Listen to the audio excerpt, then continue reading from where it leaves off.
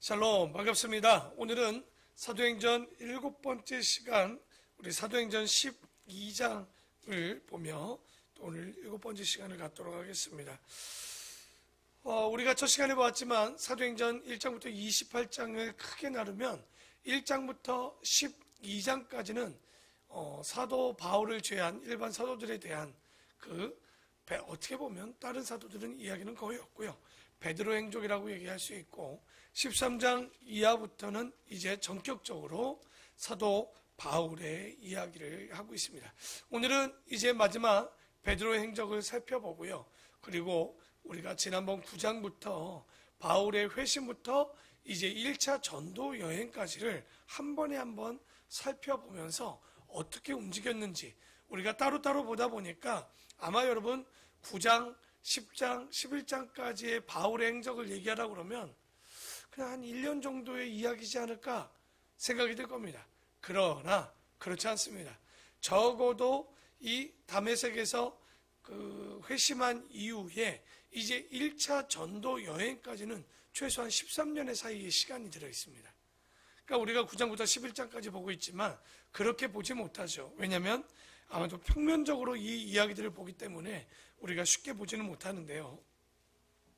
한번 12장의 내용을 보면 이제 마지막 복음이 이제 사마리아, 우리 빌립 집사를 통해서 사마리아를 통해서 이제 이방 땅 안디옥까지 가게 되고, 안디옥에서 바나바가 사역 가운데 사울을 불러서 1년간 사역했던 장면까지 우리가 지난주에 살펴봤습니다. 그런데 이때부터 또 어떤 일이 벌어지냐? 예루살렘에선 박해가 시작됩니다. 1절에 보니까 12장입니다. 그때 헤롯 왕이 손을 들어 교회 중에서 몇 사람을 해하려고 마음을 먹습니다.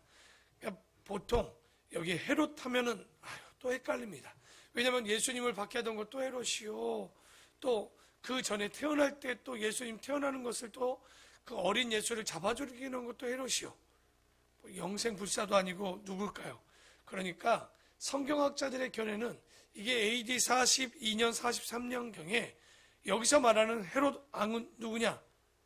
여러분, 헤롯 하면 대헤롯, 예수님 어렸을 때 예수님을 죽이려고 했던 헤롯과 그의 자녀 헤롯 안티파스를 우리 또 알고 있고요.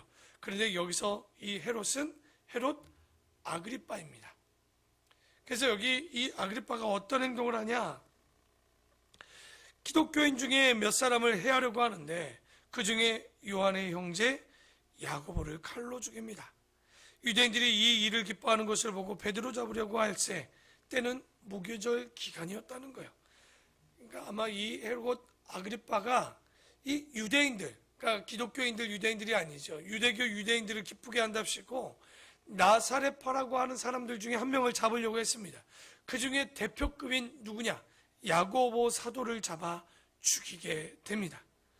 그러니까 근데 이건 죽였는데 이게 문제가 뭐냐면 유대인들이 너무 기뻐하는 거예요. 그러니까 헤롯이 환심을 살려고 했는데 딱 맞아 떨어진 거죠. 그러니까 이제 야고보를 잡았는데도 저렇게 기뻐한다면 베드로를 잡아 죽인다면 훨씬 기뻐하겠구나 싶어서 베드로를 잡아들입니다. 그래서 그 무교절 기간에 베드로를 잡음에 옥에 가두어 군인 내식인 내패에 맡겨 지키고 6월절 후에 백성 앞에 끌어내고자 하였다라는 거죠. 그러니까 아마 4명씩 교대라면 16명이 그 감옥을 지키고 있는 거예요. 아마도 감옥 문도 하나가 아니었어요. 그러니까 우리가 딱 보면 이때 천사가 베드로에게 나타납니다. 참 놀라운 일이 종종 이 사도들의 시대에 일어나는데 천사가 와서 꿈인지 환상인지 베드로는 지금 비몽사몽하는데 쇠사슬을 풀어줍니다. 쇠로 만든 문에 이르니 또 그 문을 열어줍니다. 설명이 안 돼요. 그러니 베드로도 설명이 안 되니까 이걸 뭘로 생각했냐면 환상인 줄 알았다가 정신을 차리고 나니까 어떻게 한 거예요? 이거 환상이 아니구나. 11절에 나오죠. 이에 베드로가 정신이 들어 이르되 내가 이제야 참으로 주께서 그의 천사를 보내어 나를 헤롯의 손과 유대 백성의 모든 기대에서 벗어나게 하신 줄을 그제야 알게 됩니다. 그리고 나서 12절에 깨닫고 마가라 하는 요한의 어머니 마리아의 집에 가니 여러 사람이 거기에 모여 기도하고 있더라. 그러니까 당연히 베드로를 풀고자 또 베드로의 안위를 위해서 기도하고 있었겠죠. 근데 여기서 하나 또 짚고 넘어가면 마가 요한의 어머니 바나바의 동생인지 누나인지 모르겠지만 그 어머니, 그 여인의 이름이 또 뭡니까? 또 마리아예요. 그러니까 여러분, 우리 신약에 보면 툭하면 다 막달라 마리아, 예수님의 어머니 마리아. 오늘도 여기 마가의 어머니도 마리아예요. 그러니까 유대인 사람들의 여자들의 절반은 마리아일 정도로 다 마리아입니다. 이 마리아가 누구죠? 히브리어로 하면 미리암입니다. 미리암. 그러니까 우리가 보면 이 미리암, 그만큼 아마도 예수님의 어머니뿐만 아니라 이 유대인들은 모세 하면 또 누굽니까? 그 미리암에 대해서 누나 미리암을 굉장히 또 존경하는 마음들이 좀 있었던 것 같아요. 그래서 아주 이런 미리암이라는 이름이 또 마리아라는 이름이 굉장히 많았는데, 그러니까 베드로가 이제 마가 요한의 집에 딱 도달해서 누구세요? 그러니까 베드로요. 그랬더니 아니, 베드로는 잡혀 있어야 되는데 여자아이 하나가 나옵니다. 로데라는 아이가 그 목소리를 듣더니 깜짝 놀라고 문을 열지 않아요. 참 재밌죠. 깜짝 놀랐는데 문은 미처 열지 못하고 들어가서 베드로가 밖에 섰다라고 얘기를 하는 거예요. 그러니까 사람들이 뭐라 그래? 야, 헛소리 하지 마라. 그거 베드로를 지키는 천사, 수호천사다 생각하죠.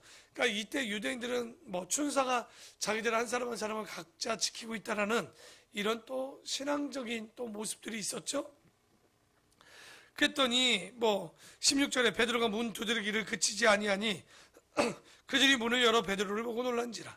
베드로가 그들에게 손짓하여 조용하게 하고 주께서 자기를 이끌어 옥에서 나오게 된 일을 말하고, 또 야고보와, 여기 야고보는 죽었잖아요. 누굴까요? 예수님의 동생 야고보입니다. 예루살렘 교회의 이제 장로가 되는 리더가 되는 야고보를 얘기하죠.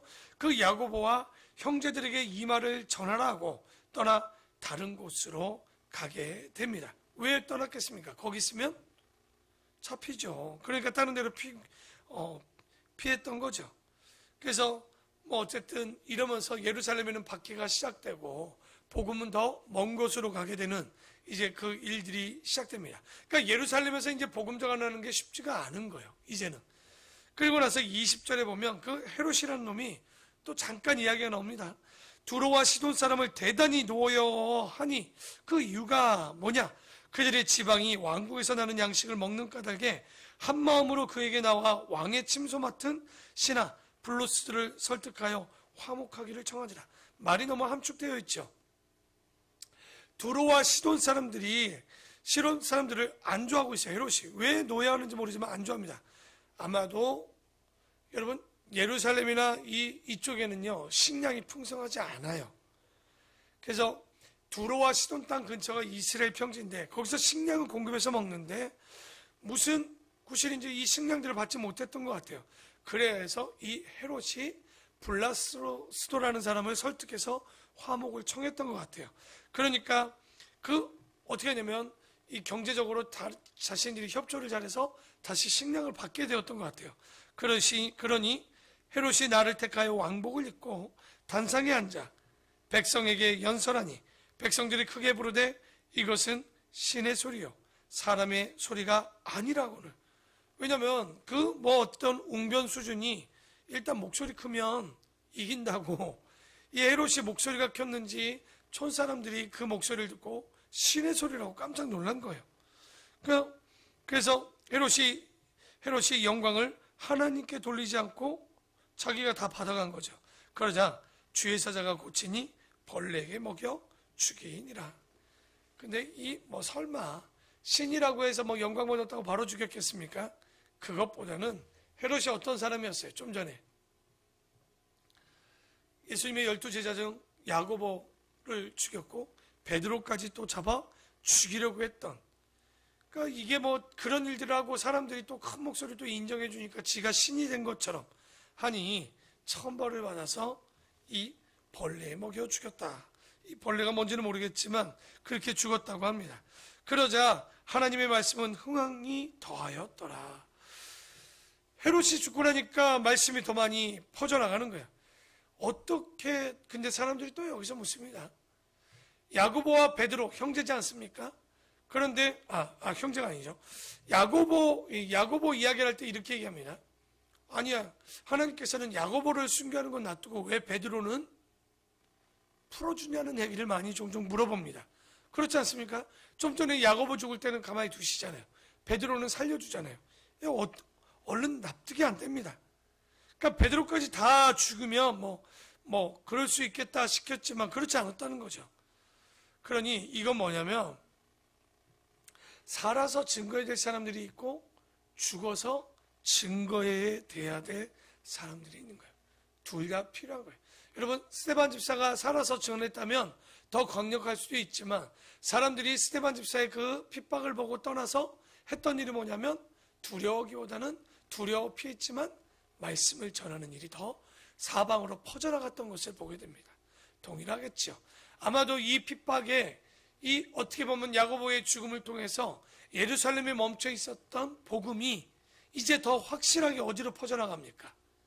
이방 땅으로 퍼져나가는, 그래서 이렇게 하나님의 말씀을 또 함부로 볼 것도 아니고 헤롯은 함부로 보다 죽었고 하나님의 일들을 보면 우리의 일어나는 일들이 조금은 납득이 되지 않을 때 있어도 그 일들을 통해서 하나님의 복음이 더 흥황하게 되는 사건을 잊지 마시고, 그래서 우리가 항상 얘기하죠. 뭡니까?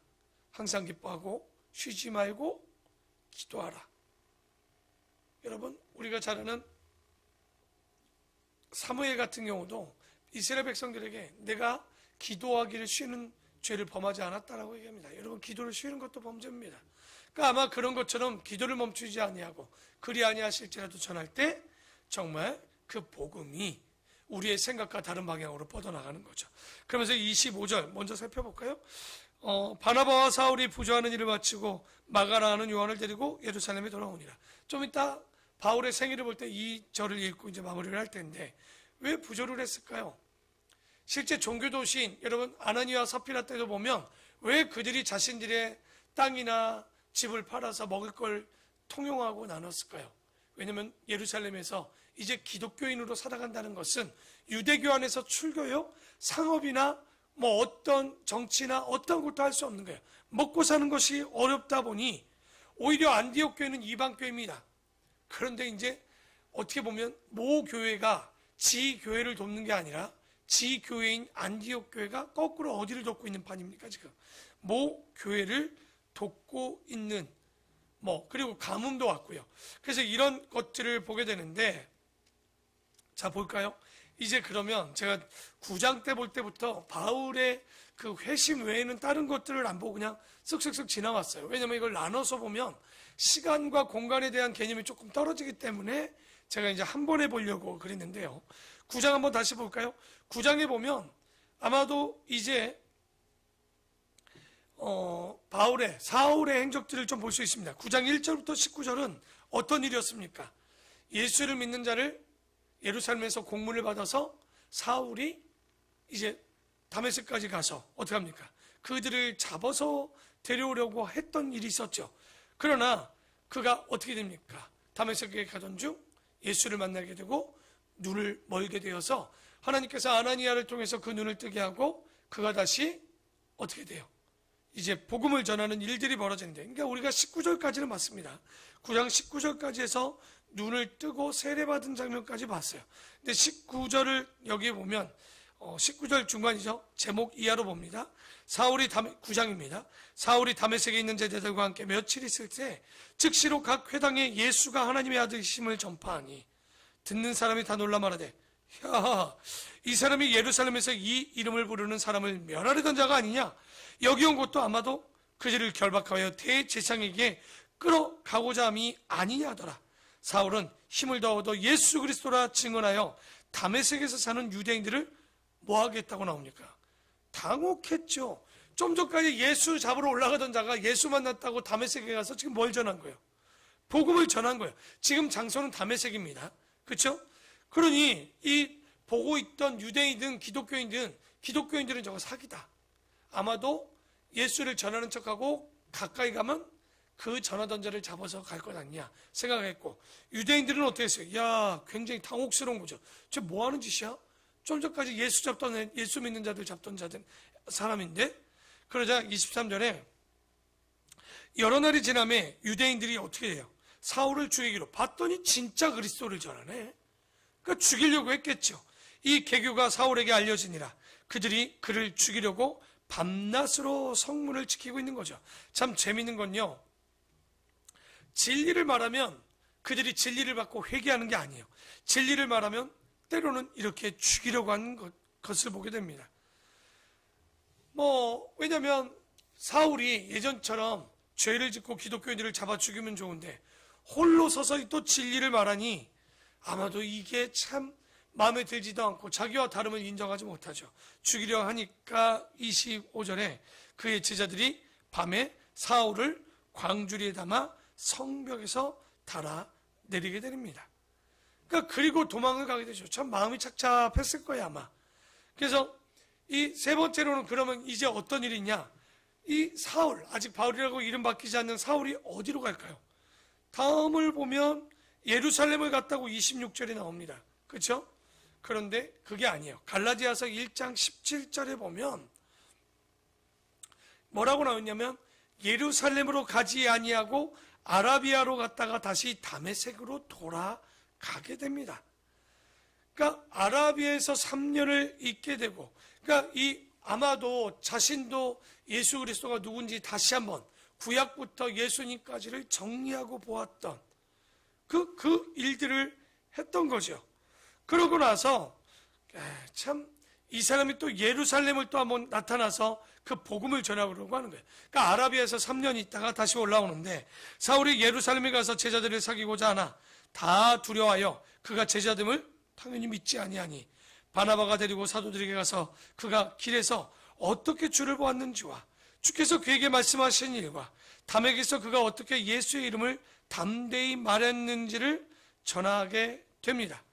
그러니까 여러분, 바나바가 4장에 한번 나오다가 또 이제 본격적으로 여기 9장에 보면 바나바 행적이라고 할 수 있을 정도로 와서 바나바가 바울과 함께 사역하는 장면이 나옵니다.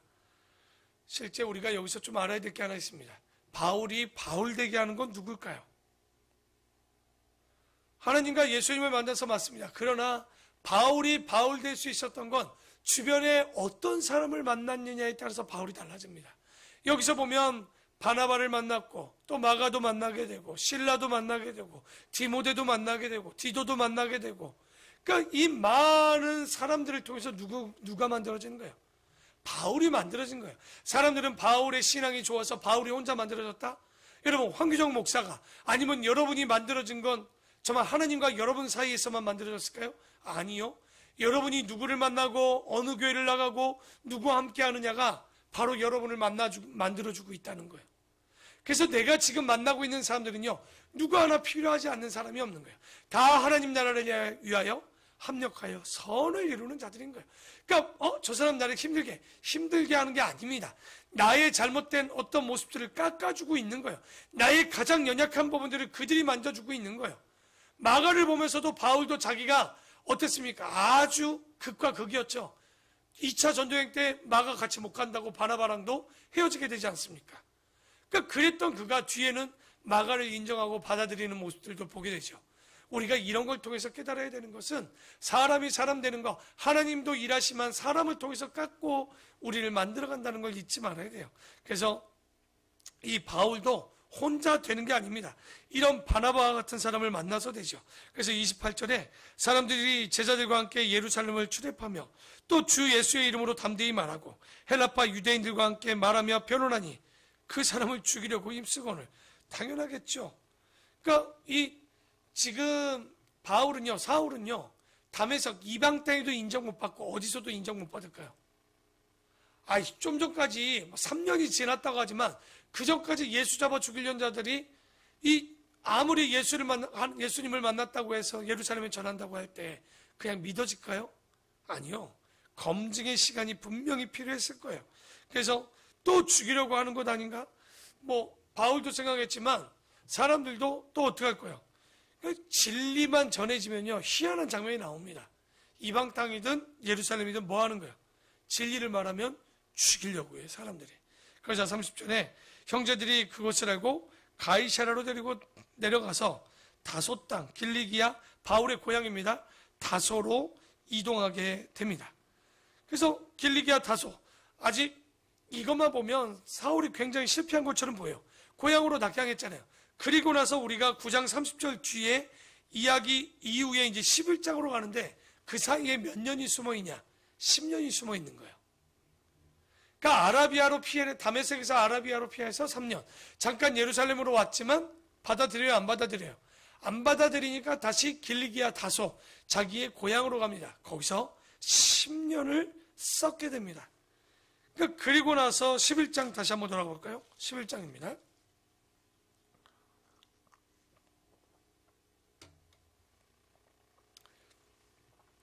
여러분 이때 기억나죠? 안디옥 교회가 스데반일을 통해서 복음이 이방 땅으로 퍼지기 시작했습니다.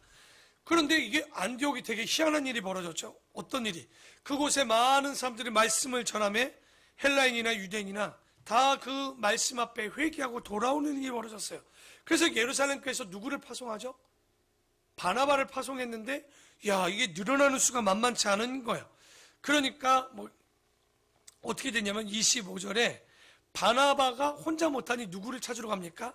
아까 사울을 찾아. 사울이 어디에 있었죠? 9장 30절에 길리기아 다소로가 있죠. 그러니까 여기서 다소로 갔다라고 써져 있는 거야. 그러니까 우리가 머릿속에 잘 따라오셔야 됩니다. 왜냐하면 이러고 나서 13장에서 안디옥에서 제3차 여행, 1차 여행이 시작되는 그림을 볼 거예요. 우리가 내일부터 보게 될 텐데 그걸 봐야 되겠죠. 그래서 바나바가 사울을 찾으러 다소에 가서 만남에 안디옥에 데리고 와서 둘이 교회에서 몇 년간 1년간 모여 있고 큰 무리를 가르쳤고 제자들이 안디옥에서 비로소 그리스도인이라 일컬음을 받게 되었다. 우리가 지난주에 이 이야기를 했죠. 그러니까 너무나도 많은 사람들이 몰려오니까 길리기아 왜 다소에서 있었지? 우리는 조금 이런 것들을 질문하지 않지만 아까 90 헷갈리면 옆에다 가로열고 9장 30절 이렇게 써놓으면 여러분이 다음에 볼 때 그 길들의 노선이 바울의 노선이 조금은 연결이 되겠죠. 그리고 나서 여기 보면 선지자들이 27절에 나오죠.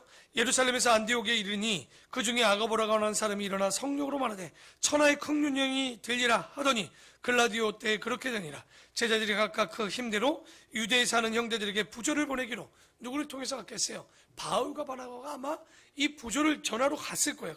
갔죠? 이를 실행하여 바나바와 사울의 소통을 통하여 장로들에게 보내어졌다라고 나옵니다. 그러면 12장 우리 마지막 절 볼까요?